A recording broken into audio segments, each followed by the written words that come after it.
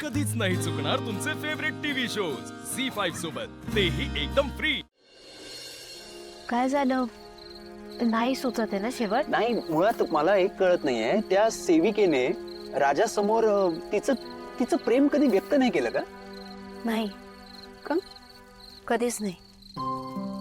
म्हणजे तिला असं वाटलं की कळल तिच्या राजाला कधी ना कधी. असं कसं? अरे तो राजा आहे यार, राजा बिझी असेल ना त्याचं राज्य सांभाळण्यात वगैरे. पण हाय तर शेवटी प्रेमच ना आदित्य सर. व्यक्त नाही केलं तरी ते कळलं पाहिजे. छे.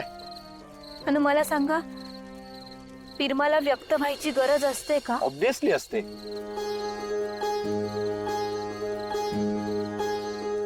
मग मग तुम्ही सांगा ना आदित्य सर, तुम्हाला काय वाटतं? हे बघ, मला काय वाटतं, मुळात त्या सेविकेने तिचं प्रेम राजासमोर व्यक्त केलं पाहिजे. आणि राजालाही जर जाणवत असेल की त्याचंही तिच्यावर तितकंच प्रेम आहे, तर त्याने त्याचं प्रेम तिच्या समोर व्यक्त केलं पाहिजे. राजा ना? हो, पण तो तर राजा आहे ना, आणि ती सेविका आहे. मग काय झालं? ओ, काय म्हणाल? जग काय म्हणेल यार, जगाचा विचार राजाने का करावा? आम्ही करावा, पण मला तर असं वाटतं की राजाने सगळ्या जगासमोर त्या सेविकेचा स्वीकार केला पाहिजे.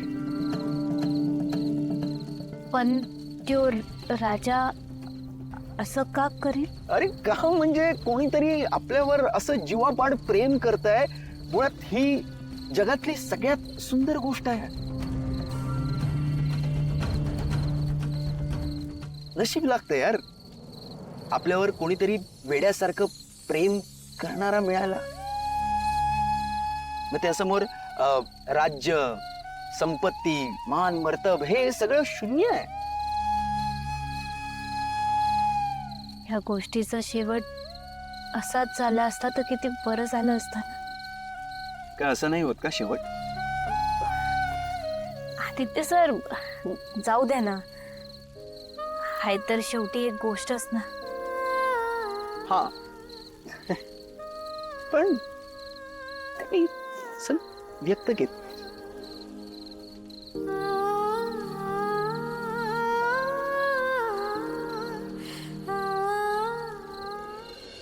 देवाचा लाडका कोण? हा, देवाचा लाडका मीच. महाराज पाया पडतो. देवाचा लाडका मीच. पण या कोण?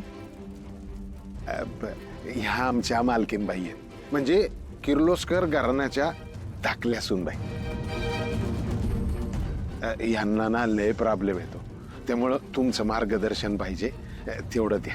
हा, झी5 ॲप डाउनलोड करा आणि पहा सर्व एपिसोड्स एकदम फ्री.